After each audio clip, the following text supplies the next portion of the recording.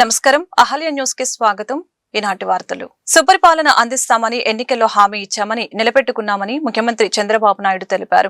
గురువారం బట్టిప్రోలు మండలం సూర్యపల్లిలో పర్యటించిన సీఎం మీ భూమి మీ హక్కు కార్యక్రమంలో భాగంగా రైతులకి పాస్ పుస్తకాలను పంపిణీ చేశారు. అనంతరం ముఖ్యమంత్రి మాట్లాడుతూ 21 నెలల్లోనే ప్రజల జీవితాల్లో వెలుగులు నింపామని అన్నారు. ఎన్నికల్లో చెప్పినవి కూడా అమలు చేస్తున్నామని చెప్పుకొచ్చారు. వైసీపీ పాలనలో రాష్ట్రంలో విధ్వంసం జరిగిందని సీఎం విమర్శించారు. విభజన కంటే వైసీపీ పాలనలోనే ఏపీకి ఎక్కువ నష్టం జరిగిందని అన్నారు. వైసీపీ హయాంలో మహిళలకి రక్షణ లేదని అన్నారు. జగన్ పాలనలో వ్యవస్థలు గాడి తప్పాయని దారులు పెడుతున్నామని వెల్లడించారు. వైసీపీ హయాంలో ప్రజల భూములపై కన్నేశారని, ప్రతి గ్రామంలో ప్రతి ఇంట్లో భూ వివాదాలు తెరలేపారని మండిపడ్డారు. ఈ రోజు ప్రభుత్వం కేంద్రం నిన్ననే మీరు చూశారు, అమరావతి ఆంధ్రప్రదేశ్ రాజధానిని చట్టం చేశారు, రాజముద్ర వేశారు. ఇప్పుడు కూడా మాట్లాడుతున్నాడు. నాకు అర్థం కాలేదు. ఇంకా మీకేమైనా అర్థమైందా? ఎవరికైనా అర్థమైందా అని అడుగుతున్నా. కేంద్రంలో 50 రాజకీయ పార్టీలు, 49 రాజకీయ పార్టీలు సపోర్ట్ చేశాయి. నేను ఎన్డీఏలో ఉన్నాను. ఎన్డీఏలో ఉండే భాగస్వాములు సపోర్ట్ చేస్తే పర్వాలేదు అనుకుంటాం. ఎన్డీఏలో ఉండే వాళ్లే కాకుండా మిగిలిన అందరూ కూడా సపోర్ట్ చేశారు. ఒకే ఒక పార్టీ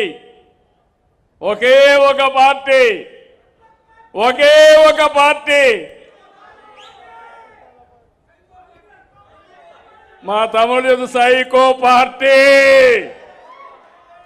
ఒక నాయకుడిని సైకో అనుకున్నాం కానీ పార్టీనే సైకో పార్టీగా తయారు చేశాడు. మావిగన్ అంటాడు. మొన్న 3 ముక్కలాట, ఇప్పుడు మావిగన్. వాటికన్ అలా సంతోషం. దాని ప్రతిష్ఠ దీలా, పరువు దీలా. దీనికంటే ఏమి ఎక్స్పెక్ట్ చేస్తారు మీరు అడుగుతున్నా. ఆడబిడ్డల గౌరవాన్ని గురించి మాట్లాడుతున్నాడు. అమరావతి ఆడబిడ్డల్ని ఎన్ని అవమానాలు చేశారు. సోషల్ మీడియాలో పెట్టి ఎంత క్యారెక్టర్ అసాసినేషన్ చేశారు. కడాన మా మిస్సెస్ను కూడా ఏ విధంగా చేశారు. ఆయన మిస్సెస్ని చేస్తే నేను ఖండించా. కనీస సభ్యత లేదు. ఇలాంటి వాళ్ళని ఏమనాలి నాకైతే అర్థం కాదు. ఇప్పుడు అంటున్నా మళ్ళీ అమరావతి కట్టలేమంట. నీలాంటి 1000 మంది కాదు సైకోలు ఎవడొచ్చినా అమరావతి ఆగదు. ఆగాలని మిమ్మల్ని అడుగుతున్నా. అమరావతి జోలుకొస్తే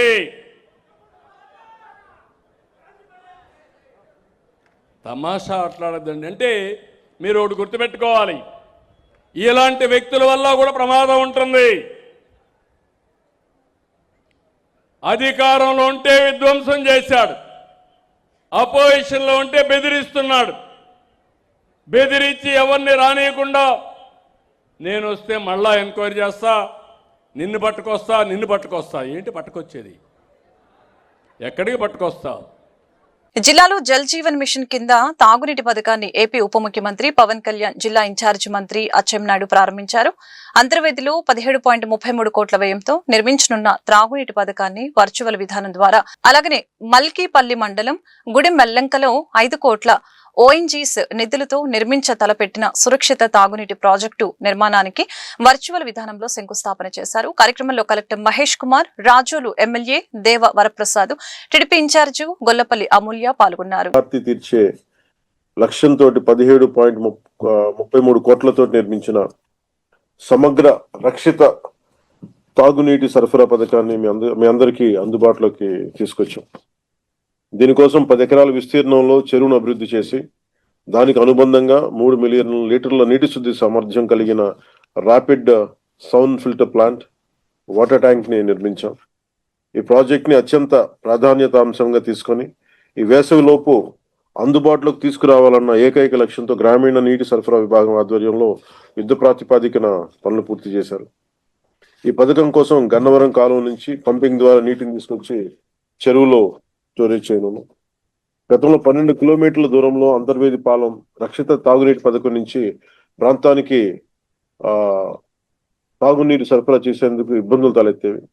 సుమారు 50 గ్రామాలు దాటి నీరు రావాల్సి ఉండటంతో ప్రజలకి అవసరాలకు సరిపడా నీరు అందేది కాదు.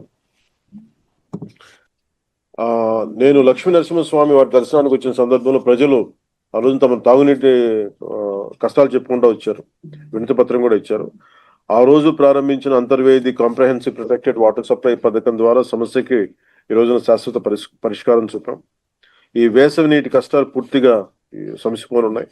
తీర ప్రాంతం కావడం వల్ల ఈ ప్రాంతంలో భూగర్భ జలాలు గృహ అవసరాలకు వినియోగించుకునేందుకు కూడా పనికొచ్చే పరిస్థితుల్లో లేదు. అంతర్వేది సమగ్ర రక్షిత తాగునీటి పథకం ద్వారా పూర్తి స్థాయిలో ఈ తాగునీటి సరఫరా ఏర్పాటు చేశాం. దీంతో పాటు 5 కోట్ల ONGC CSR నిధులతో గుడిమెల్లంక వద్ద ఏర్పాటు చేయడం జరిగింది.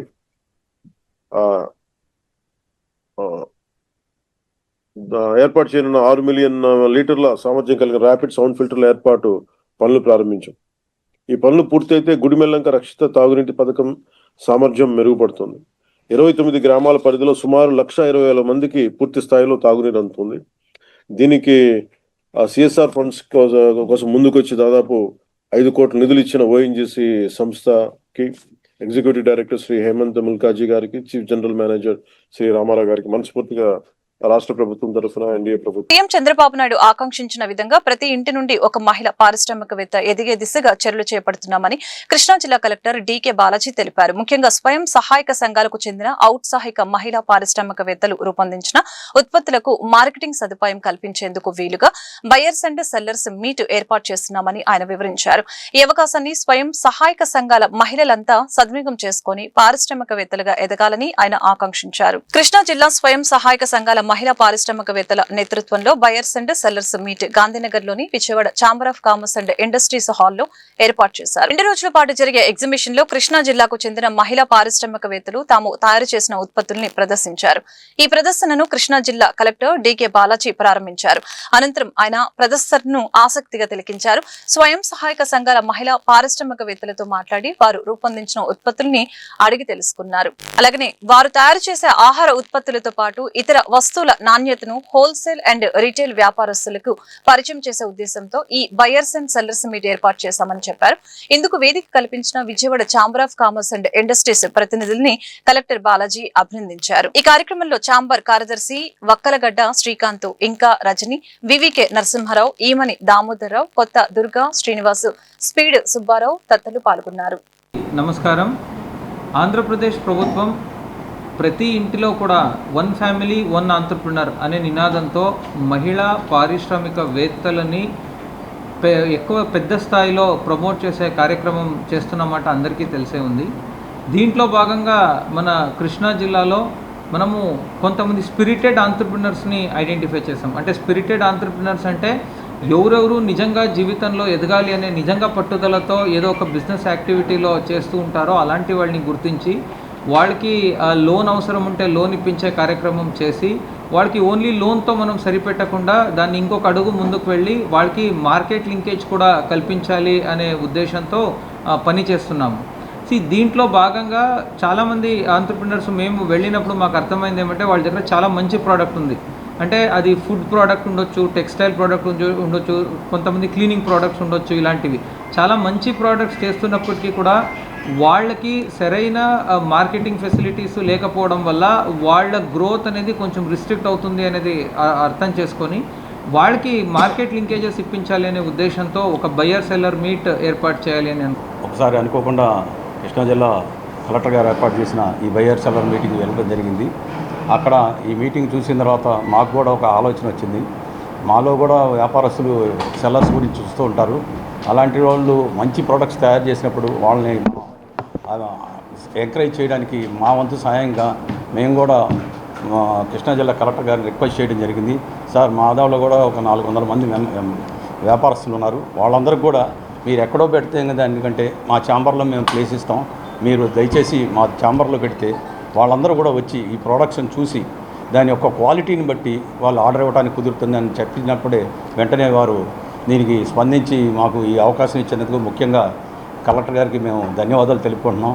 అలాగే ఉమెన్ ఎంటర్ప్రెన్యూర్స్ని మన ముఖ్యమంత్రి గారు చెప్పినట్టు ప్రతి ఇంటిలోనూ ఒక ఎంటర్ప్రెన్యూర్ తయారు చేయడానికి ముఖ్యమంత్రి గారు ఇలాంటి కార్యక్రమాలు చేపట్టారు. దానికి గాను ఆ కార్యక్రమం చేపట్టిన తర్వాత వారు తెలుగు భాషను కేవలం మాట్లాడే సాధనంగా కాకుండా ఒక వ్యవస్థగా నియమాలతో కూడిన శాస్త్రంగా అభివృద్ధి చేయడానికి పరవస్తు చిన్నయ్య సూరి అనితర సాధ్యమైన కృషి చేశారని మండలి వెంకట కృష్ణారావు అధికార భాషా సంఘం అధ్యక్షులు విక్రమ్ పూలా అన్నారు. వ్యాకరణ రచన ద్వారా తెలుగు భాషకు వ్యవస్థీకృత రూపం ఇచ్చిన ఘనత చిన్నయ్య సూరికి దక్కుతుందని తెలిపారు. కేబిఎన్ కళాశాల కృష్ణ విశ్వవిద్యాలయం చెన్నుపూరి తెలుగు అకాడమీ సంస్థల సంయుక్త ఆధ్వర్యంలో పరవస్తు చిన్నయ్య సూరి వైదుష్యం అంశంపై జాతీయ సదస్సు జరిగింది. ముఖ్య అతిథిగా పాల్గొన్న విక్రమ్ పూల మాట్లాడుతూ వ్యాకరణం లేని భాష చిల్లులు ఉన్న పడవలో ప్రయాణం చేయటమేనని తెలియజేశారు.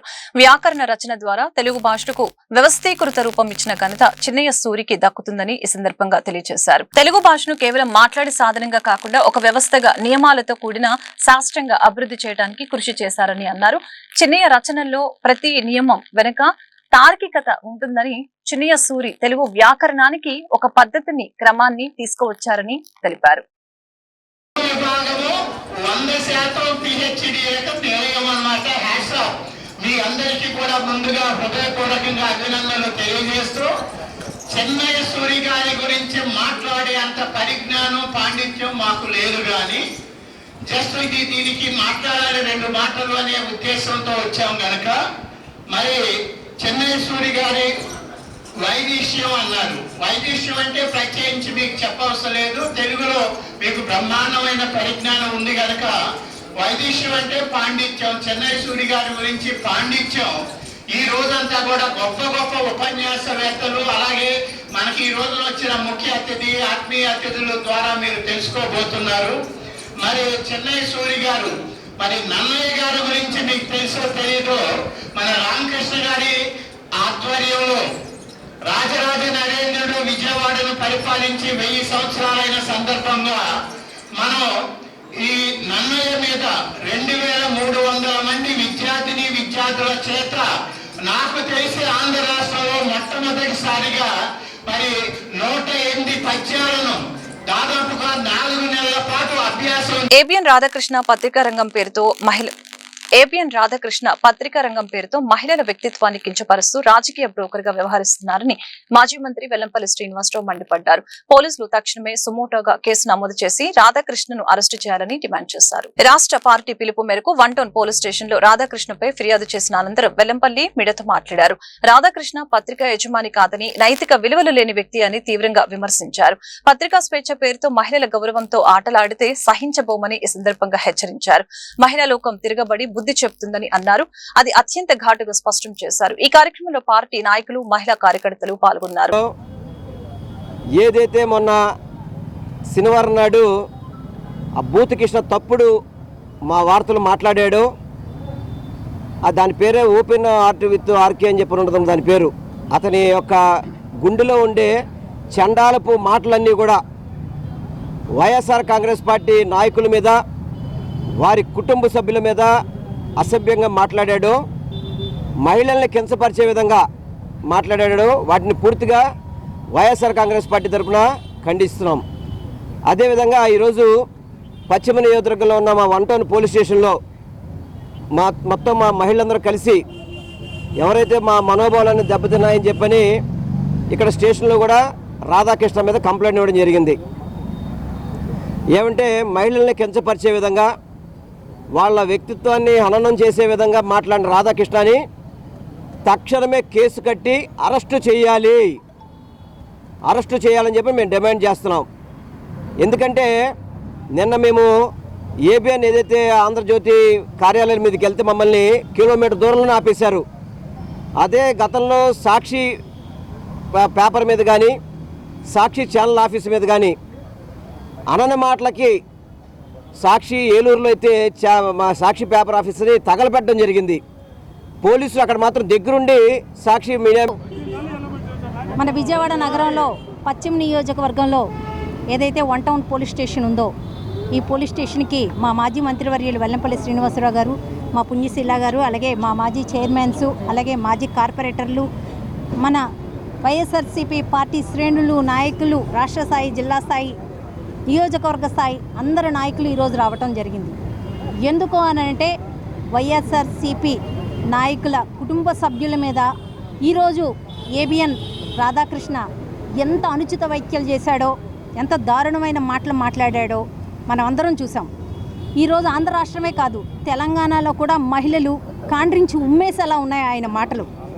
ఆయన వ్యవహారం ఏ రకంగా ఉంది అన్నది, ఆయన మాట్లాడింది పద్ధత కాదా అన్నది వెళ్ళి రాధాకృష్ణ గారు ఆయన కూతురుని వెళ్ళి నేను ఈ మాటలు మాట్లాడాను, నేను ఈ రకంగా మాట్లాడాను, ఇది కరెక్టా కాదా అని చెప్పి ఒక్కసారి వెళ్ళి ఆయన కూతురుని అడిగితే ఆయన కూతురు సమాధానం చెప్పిద్ది.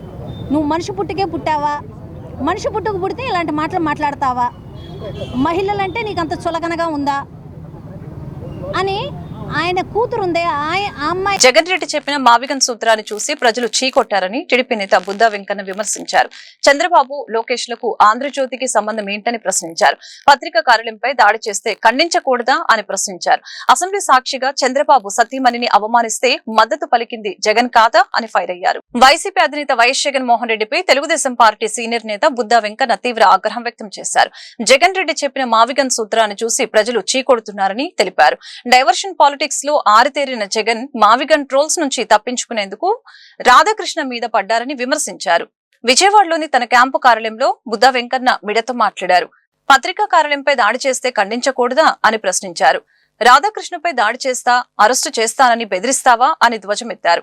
ముందు జగన్ తన సొంత మీడియా సాక్షిలో రాసిన నీచపు రాతలకు ఆయనను ఎన్నిసార్లు కొట్టాలి, ఎన్నిసార్లు అరెస్టు చేయాలని ఈ సందర్భంగా నిలదీశారు. రాధాకృష్ణ రాసిన కొత్త పలుకును చంద్రబాబు లోకేష్ ఖండించలేదని మాట్లాడే హక్కు జగన్ కు ఉందా అని నిలదీశారు. డైవర్షన్ చేయడమే కాకుండా రేపు మా ప్రభుత్వం వస్తుంది, స్టేషన్ తిప్పుతా. ఇవాళ మేము ఒక రాధాకృష్ణ గారినే కాదు, రేపు నువ్వు ఏ ఛానల్ యజమానన్నా ఇలాంటి మాటలు మాట్లాడితే మేము ఇదే మాట్లాడతాం. పత్రికా స్వేచ్ఛ ఇంకేముంది? రాధాకృష్ణ గారు నువ్వు స్టేషన్కి తిప్పేలాగైతే నువ్వు సాక్షి పేపర్ పెట్టిన కాంచి మా నాయకుల మీద, మా నాయకుడి మీద, నువ్వు రాసేటువంటి రాతల మీద నిన్ను ఏం చేయాలి? నిన్నేం చేయాలి చెప్పు? దానికి సమాధానం చెప్పి రాధాకృష్ణ గారిని స్టేషన్లో దిపుతావో లేకపోతే ఏం చేస్తావో వచ్చి ముందు దీని మీద నువ్వు సమాధానం చెప్పు. అంటే పత్రికలకి స్వేచ్ఛ లేదా? నీ ప్రభుత్వంలో ఎలాగా ప్రజలకు స్వేచ్ఛ లేదు. నువ్వు రాష్ట్ర ముఖ్యమంత్రిగా ఉన్న టైంలో ఎలాగా ప్రజలు ఇక్కడ మాట్లాడడానికి భయపడ్డారు. సోషల్ మీడియాలో ఏదన్నా చిన్నగా ప్రభుత్వానికి వ్యతిరేకంగా పోస్ట్ పెట్టినా సరే తీసుకెళ్ళి వాళ్ళని లాఠీలతో కొట్టించావు. నువ్వే వాళ్ళు మాట్లాడేది. అలాగే వైసీపీ నాయకులు చెప్తున్నా, వైసీపీ నాయకులు మీరు వైసీపీ అంటే ఏంటి? అది వైఎస్ రాజశేఖర రెడ్డి పార్టీయా కాదా? దీనికి సమాధానం చెప్పండి. ఇన్ని నీతులు చెప్తున్నారు కదా మీరు. వైఎస్ భారతమ్మ సాక్షాత్తు వైఎస్ రాజశేఖర రెడ్డి గారి భార్య. నీ మీద విజయమ్మ సారీ వైఎస్ విజయమ్మ చెప్తున్నా అండి జగన్మోహన్ రెడ్డి గారు. వైఎస్ విజయమ్మ సాక్షాత్తు వైఎస్ రాజశేఖర రెడ్డి గారి భార్య. ఆమె మీ మీద లేఖ రాసింది. నీ సాక్షి పత్రికలో ఏ మూలన్నా చిన్న దాని గురించి రాసావా? ఈరోజు గుంటూరు నగర అధ్యక్షురాలు మరియు తూర్పు నియోజకవర్గ ఇన్ఛార్జి షేక్ నూరి ఫాతిమా పాత గుంటూరు పోలీస్ స్టేషన్ ని సందర్శించి ఏబిఎన్ ఆంధ్రజ్యోతి రాధాకృష్ణ చేసిన అభ్యంతరకర వ్యాఖ్యలపై సిఐకి అధికారికంగా ఫిర్యాదు చేశారు. రాజకీయ ప్రయోజనాల కోసం తప్పుడు ప్రచారాలు చేస్తూ వ్యక్తుల ప్రతిష్టతకు భంగం కలిగించేలా వ్యవహరిస్తున్న రాధాకృష్ణపై తక్షణమే చర్యలు తీసుకోవాలని ఈ సందర్భంగా ఆమె డిమాండ్ చేశారు. అందరికీ నమస్తే, అస్సలాము అలైకుం, వందనాలు. ఈరోజు మరి ఏబిఎన్ ఆంధ్రజ్యోతికి సంబంధించిన అధినేత రాధాకృష్ణ గారి మీద మరి కంప్లైంట్ ఇవ్వడానికి ఈరోజు పాతగుంటూరు స్టేషన్ దగ్గర రావడం జరిగింది. ఒక్కటే చూడండి, న్యాయం అనేది ప్రజలకు కానీ లేకపోతే ప్రజాప్రతినిధులకు కానీ ఎవరికైనా కూడా లా అండ్ ఆర్డర్లో అలాగే అక్కడ జరిగిద్దని చెప్పి ఒక నమ్మకం ఉంటుంది. కానీ ఈ కూటమి ప్రభుత్వం వచ్చిన తర్వాత లా అండ్ ఆర్డర్ వాళ్ళకి తొత్తులుగా మారుతుంది తప్ప ఎక్కడా కూడా న్యాయం జరగట్లేదు. మేము రాష్ట్రం మొత్తం కూడా వైఎస్ఆర్సీపీ అధినేత జగన్మోహన్ రెడ్డి గారు అలాగే ఆయన ఆదేశాల మేరకు ప్రతి చోట కూడా మరి ఏబిఎన్ ఆంధ్రజ్యోతికి సంబంధించిన మరి అధినేత ఆయన రాధాకృష్ణ మీద ఈరోజు కంప్లైంట్ ఇవ్వడం జరిగింది. ఆయన ఇచ్చిన వ్యాఖ్యల మీద మరి ఎందుకనంటే క్షమాపణ బయటికి వచ్చి చెప్పుంటే చాలా బాగుండేది. ఆయన విజ్ఞతకి ఆయన మరి దీనికి నిజంగానే క్షమాపణ చెప్పుంటే బాగుండేది. కానీ విలువలతో విలువలతో ఆయన మీడియాని నడపట్లేదు, విలువలతో ఆయన రాతపూర్వకం కానీ మాటలు కానీ లేవు. కాబట్టి ఈరోజు ఆయన మీద కంప్లైంట్ చేయడం జరిగింది. గతంలో ఒక ఇన్సిడెంట్ సాక్షి టీవీకి సంబంధించి కొమ్మినేని శ్రీనివాస్ గారి మీద కూడా మరి ఆ రోజు టీడీపీ గూండాలు మరి సాక్షి ఆఫీస్ మీద ఏ విధంగా దాడి చేసి ఆయన్ని జైల్లో పంపించారో అలాగే ఈరోజు రాధాకృష్ణ గారిని కూడా జైలుకి పంపించాలని చెప్పి మేము కోరుతున్నాము. ఎందుకంటే ఆయన చేసిన వ్యాఖ్యల కన్నా ఈ వ్యాఖ్యలు చాలా దారుణమైనవి. ఈ వ్యాఖ్యలు ఏ విధంగా ఉన్నాయంటే మహిళా లోకం తల దించుకునే విధంగా ఉన్నాయి. కాబట్టి ఈ శిక్ష ఆయనకు కూడా అమలు అవ్వాలని చెప్పి మేము కోరుతున్నాము. అలాగే ముందు ఎప్పుడైనా మాట్లాడేటప్పుడు ఆలోచన చేసి రాసేటప్పుడు ఆలోచన చేసి రాయాలని చెప్పి మేము అందరం హెచ్చరిస్తున్నాము. ఖచ్చితంగా ఒకవేళ వీళ్ళు ఇక్కడ యాక్షన్ తీసుకోకపోతే ఖచ్చితంగా మేము కోర్టు మెట్లెక్కి న్యాయ పోరాటం చేస్తాము. అలాగే 2029 గుర్తుపెట్టుకోండి, మళ్ళీ 2029 మీరు కటకటాల వెనకాల వెళ్లాల్సి వస్తుంది. ఈ వార్తలు ఇంతటితో సమాప్తం. మరొక బులెటిన్లో మళ్ళీ కలుద్దాం. నమస్కారం.